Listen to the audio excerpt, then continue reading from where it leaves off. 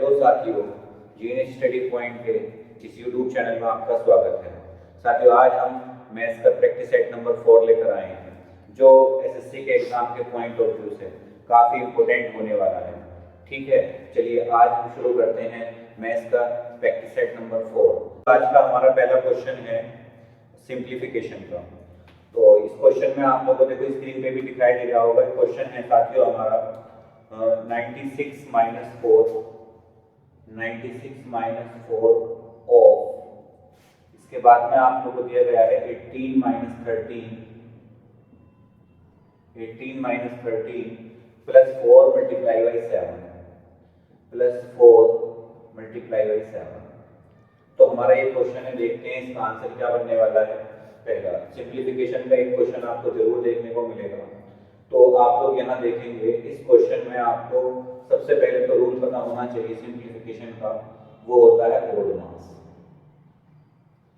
किसी भी क्वेश्चन को हम बोर्ड मास के सिंप्लीफिकेशन के बोर्ड मास के नियम से सोल्व करते हैं। बोर्ड मास का मतलब पहले ब्रैकेट को हल करेंगे आप, O फॉर ऑफ हो जाएगा, D फॉर डिवीजन हो जाएगा, M for multiplication, A for addition और S फॉर सब्ट्रैक्शन हो जाएगा। इसी सीक्वेंस में हमें क्वेश्चन को सॉल्व करना है। तो साथियों चलते हैं इस क्वेश्चन पर। 96 माइनस, अब यहाँ पर 4 ऑफ, आपको पता सबसे पहले किसको हल करेंगे हम लोग, ब्रैकेट को।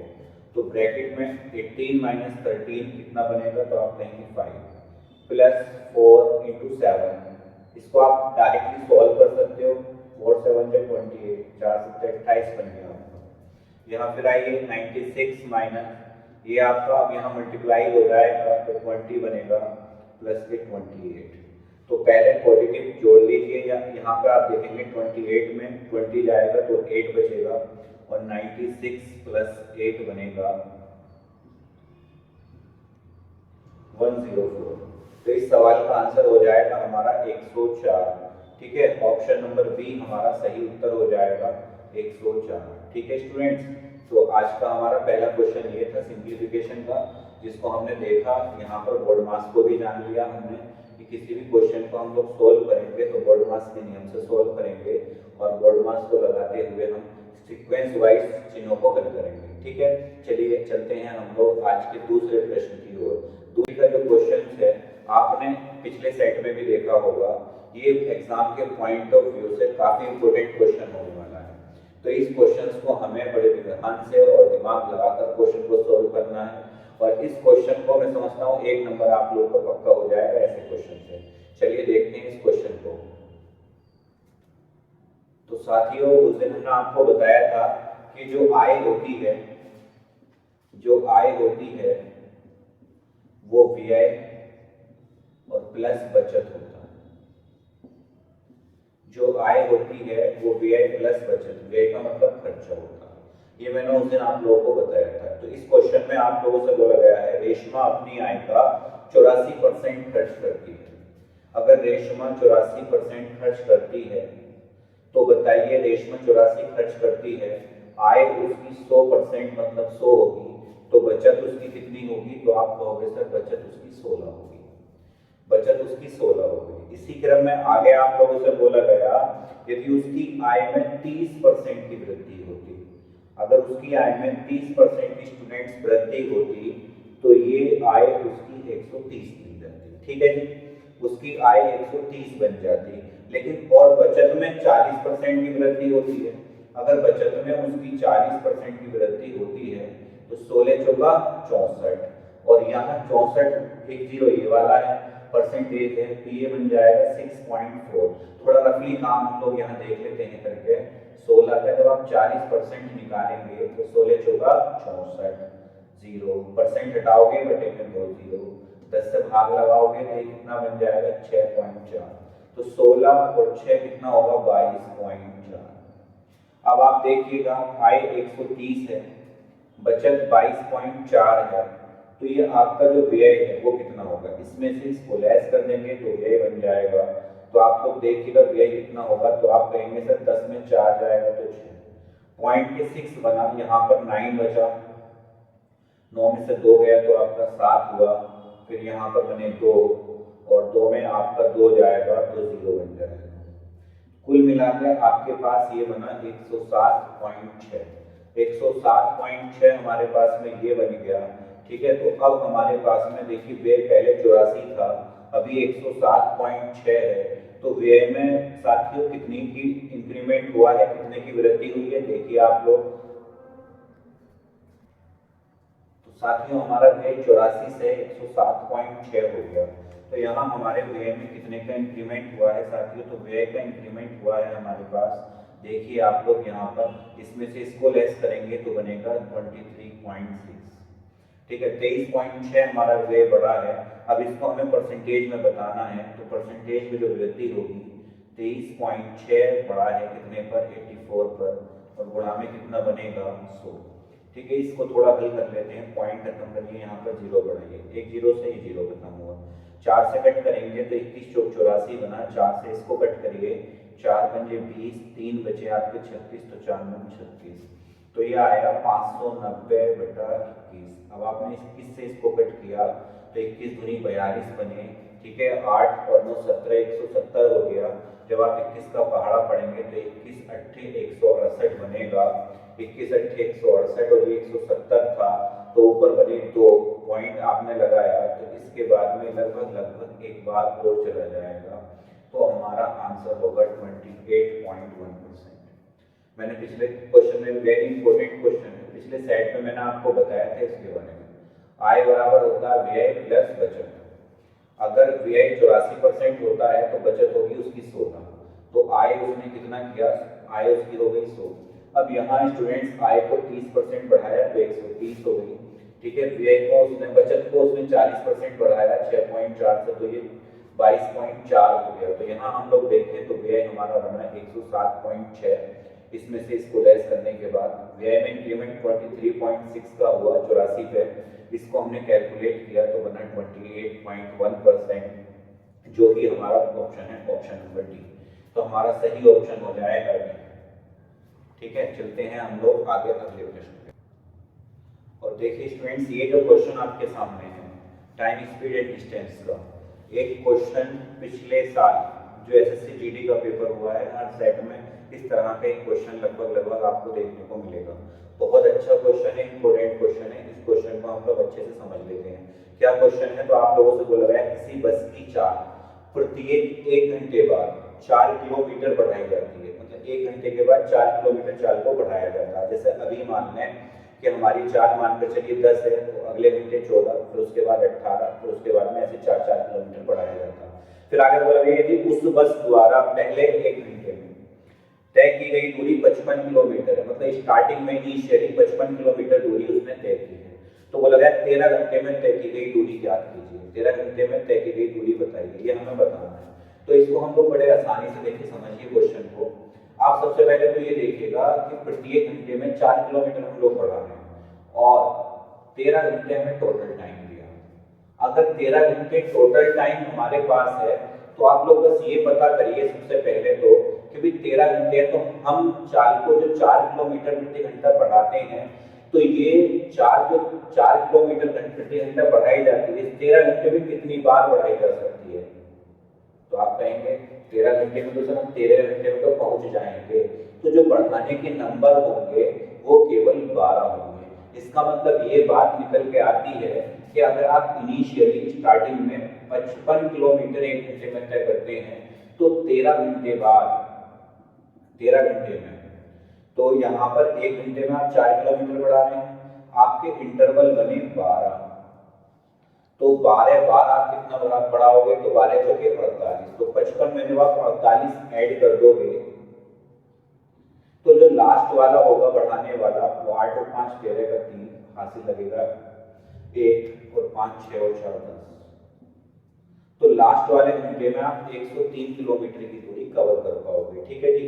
अब यहाँ पर आप लोग ये देखेंगे हर घंटे में 4 किलोमीटर बढ़ा रहे हैं, तो 55 के बाद में आपका हो जाएगा 59 के बाद इसी तरीके से 4 और आप जोड़ दोगे तो हो जाएगा 63। तो ऐसे करके ये आपको ये बताना है टोटल हमारे पास में कितनी डिस्टेंस होगी।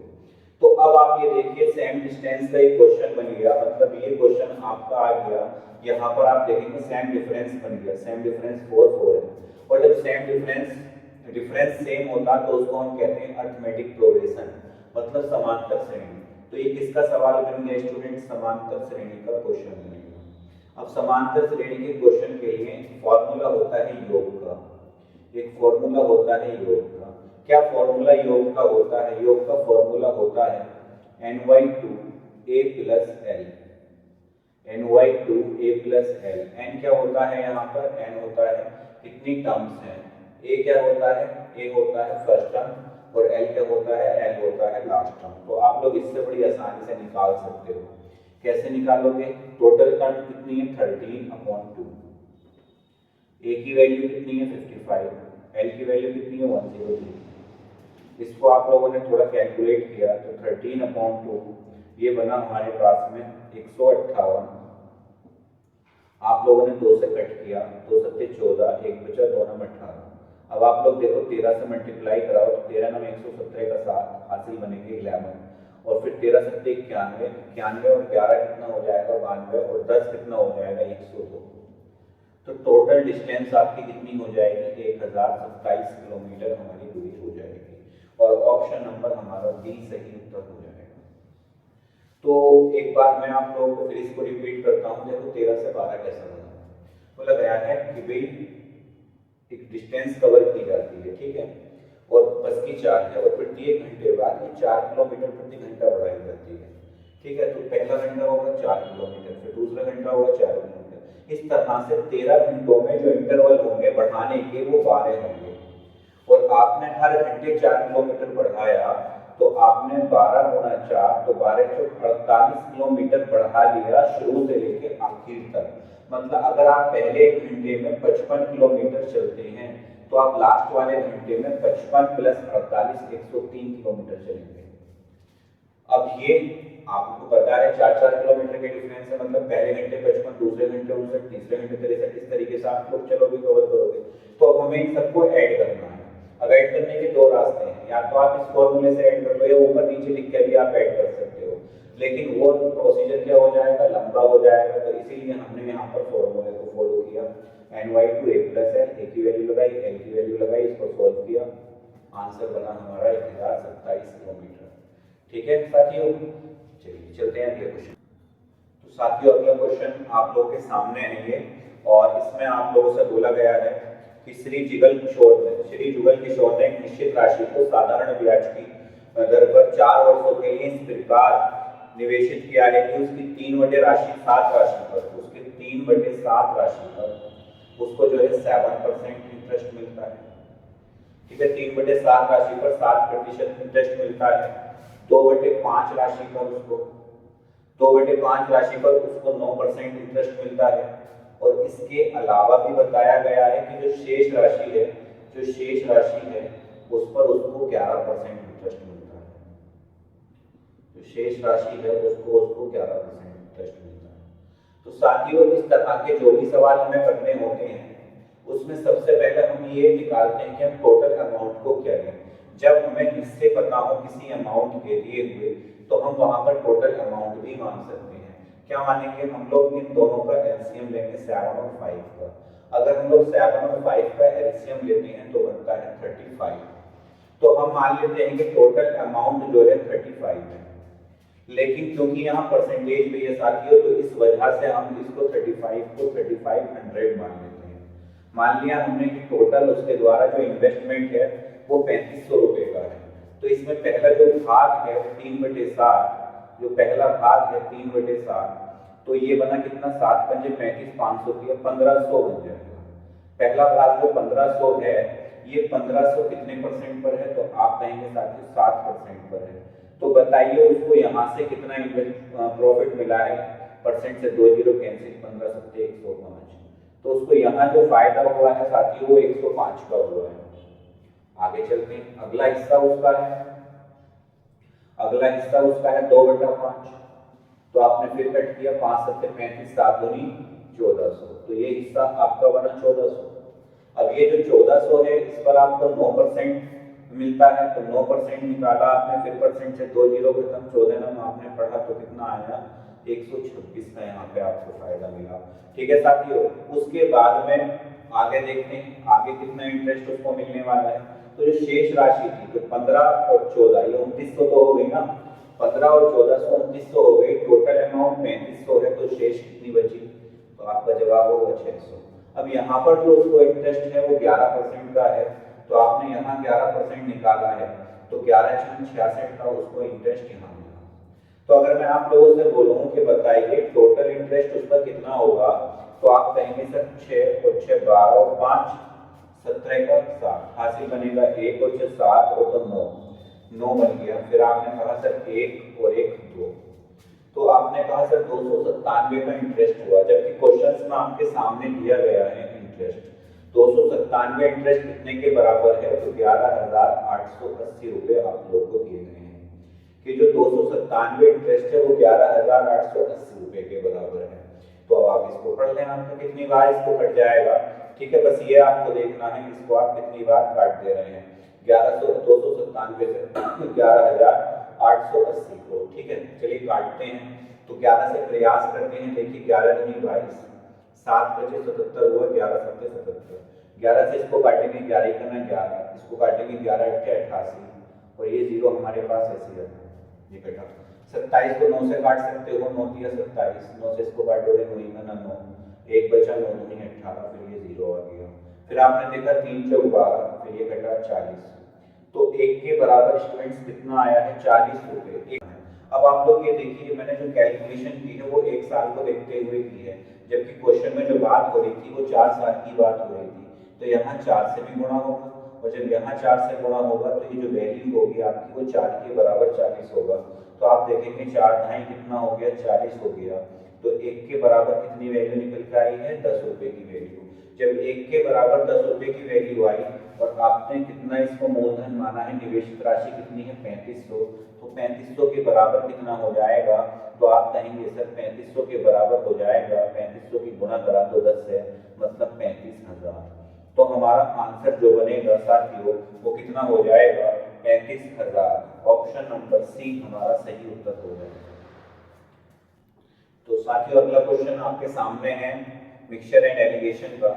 इस क्वेश्चन में आप लोगों से बोला गया एक विलियन है जिसमें अल्कोहल और जल की मात्रा का अनुपात जो है 4:3 है। अल्कोहल और जल की मात्रा का जो रेशियो है वो 4:3 है। फिर बोला गया है इसकी जो क्वांटिटी है, इसकी जो वैल्यू है वो 350 ml है। उसमें कितना पानी हम लोग मिलाएं, कितना पानी मिलाएं कि मात्रा मिलाने पर अल्कोहल और जल जो है वो 5:6 के अनुपात में हो जाए।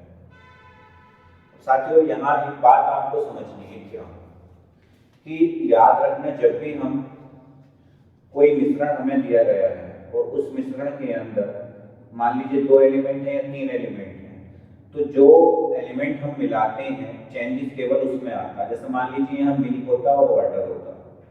मिल्क मान लो 5 लीटर है, वाटर मान लो 2 लीटर है, और मैंने कहा 1 लीटर हमने इसमें वाटर और मिला दिया, तो आप कहेंगे सर 5 तो मिल ही रहेगा, वाटर मिला के कितना हो जाएगा 3 हो जाएगा। तो मिल्क सेम रहा जबकि चेंज किसमें आया है ओनली वाटर में आया है। तो ऐसे यहाँ पर हम पानी मिला रहे हैं तो पानी ही चेंज होना चाहिए, जो अल्कोहल है वो सेम रहना चाहिए। तो अल्कोहल को सेम रखने के लिए हम इस 5 का मल्टीप्लाई करा देंगे साथियों यहाँ पर, और इस 4 का मल्टीप्लाई करा देंगे यहाँ पर।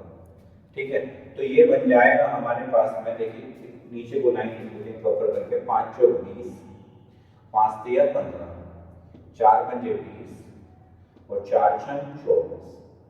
अब ये देखो 20 और 15 कितना बना साथियों 35, जबकि सवाल के अंदर ये टोटल कितना था 350।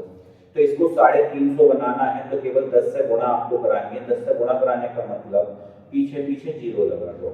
जब यहाँ जीरो आपने लगाए हैं तो आप लोग यहाँ भी जीरो लगाएंगे, क्योंकि जब ये 200 होगा तो ये भी कितना होगा 200, और ये 200 तो ये 240। तो आप बताओ पहले जो पानी था वो 150 था, अभी जो पानी है वो 240 है। तो आपने बताओ देख के कितना पानी मिलाया है इसमें, तो आप कहेंगे सर 50 और 40 90, हमने 90 इसके अंदर पानी मिलाया है 90 ml। ठीक है, तो हमारा आंसर हो जाएगा इस क्वेश्चन का 90 ml हमारा ऑप्शन नंबर डी साथियों सही हो जाएगा। साथियों अगला क्वेश्चन टाइमिंग वर्क का आपके सामने है, बहुत आसान सा क्वेश्चन है ये तो, ठीक है। और ऐसे क्वेश्चन आप लोग एग्जाम में छोड़ के भी ना आए, अगर ऐसे क्वेश्चन आपसे छूट गए तो समझिए पेपर आपका हो गया बेकार। इस क्वेश्चन में आप लोगों से बोला गया है एक कार्य को 8 दिनों में कर सकता है, ठीक है भाई, एक कार्य को 8 दिनों में कर सकता है। फिर बोला गया है जो बी है, बी उसी काम को कितने दिनों में कर सकता है, तो बी उस काम को 12 दिन में कर सकता है, बी उस काम को 12 दिन में कर सकता है, ए 8 दिन में कर सकता है और बी 12 दिन में कर सकता है। बोला गया ये सी की सहायता से, जो ए बी है सी की सहायता से इसको कर सकते हैं कितने दिन में, 4 दिन में। ये इसको कर सकते हैं 4 दिन में, ए प्लस बी प्लस सी इसको कर सकते हैं 4 दिन में, मतलब ए और बी सी की सहायता से इसको निपटा सकते हैं 4 दिन। अब मैंने आप लोगों से एक बात कही थी कि भाई जो ये दिन होते हैं, अगर आप लोग इन दिनों का एलसीएम ले लें तो आपको टोटल वर्क निकल के आ जाएगा। क्योंकि किसी भी टाइमिंग वर्क के सवाल को करने के लिए साथियों आप लोगों को 2 चीजें जरूर पता हों। एक तो पता होना चाहिए कि टोटल वर्क कितना है, एक तो पता होना चाहिए टोटल वर्क कितना है, और दूसरा आपको पता होना चाहिए इफिशियंसी क्या क्या है सबकी, इफिशियंसी क्या है, ठीक है। तो अब जैसे टोटल वर्क इनका हम एलसीएम लेंगे तो पहली बात पता चल जाएगी 8, 12 और 4 का एलसीएम कितना आएगा, तो आप कह दो जैसे 24, तो ये 8 के 24 हो गए, 12 दूनी 24 और 4 6 कितने हो गए 24। तो ये जो 3, 2 और 6 आए हैं साथियों, यही हमारी होगी इफिशियंसी। मतलब एक पर डे जो है वो 3 यूनिट काम कर सकता है, बी पर डे 2 यूनिट काम कर सकता है, और तीनों पर डे 6 यूनिट काम कर सकते हैं। अब इस क्वेश्चन में देखिए ए की जो इफिशियंसी है वो 3 है, बी की 2 है, तो सी की 3 और 2 5, तीनों की 6, तो सी की डेफिनेटली कितनी होगी, 1 यूनिट पर डे होगी।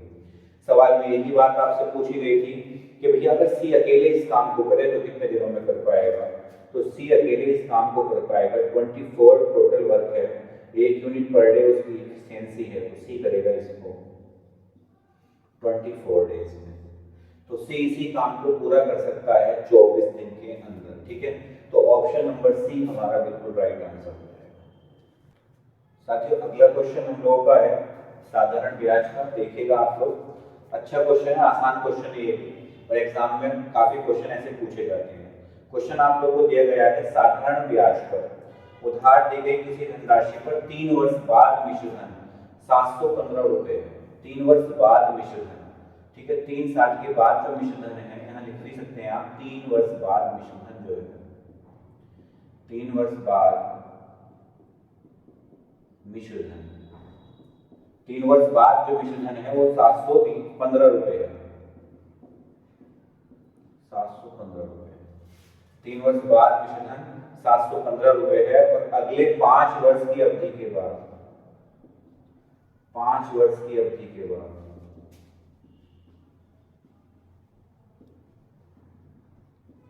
5 वर्ष की अवधि के बाद जो साथियों ये है वो है कितना दिया है, 990 रुपए है, 990 रुपए। लेकिन एक बात आपको ध्यान रखनी है, क्या ये बोला गया है अगले 5 वर्ष की अवधि के बाद। आसान क्वेश्चन तो आपको दिया है, लेकिन यहाँ भी ट्रिकी बना दिया क्वेश्चन। कभी आप यहाँ 5 ही लिख लें, गैप निकाल लें 2 साल का ब्याज, ऐसा नहीं करना है।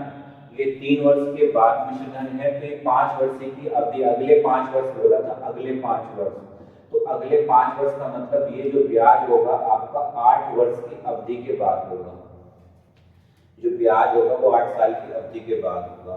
तो आप लोग देख लो भैया, यहाँ 8 3 और 5 साल का ब्याज कितना बना, तो आप कहोगे सर 5 वर्ष का ब्याज बना,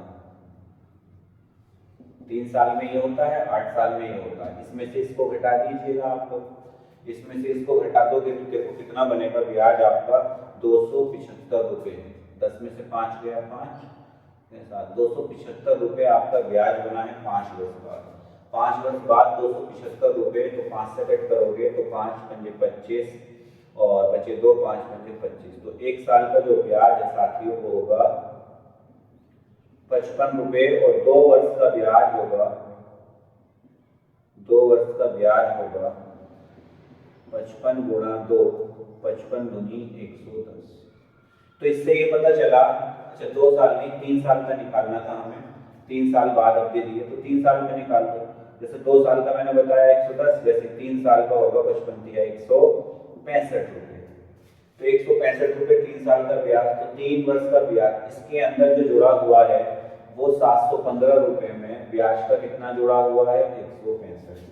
तो मूलधन हो जाएगा 715 माइनस 165, 5 में 5 जाएगा 0, 11 में से 6 जाएगा तो 5, और यहाँ बने आपके 4, और 4 यहाँ बने 6, 6 में से 1 जाएगा तो 5। तो मूलधन साथियों कितना हो जाएगा 550 रुपये हो जाएगा, और ऑप्शन नंबर डी आपका बिल्कुल सही उत्तर।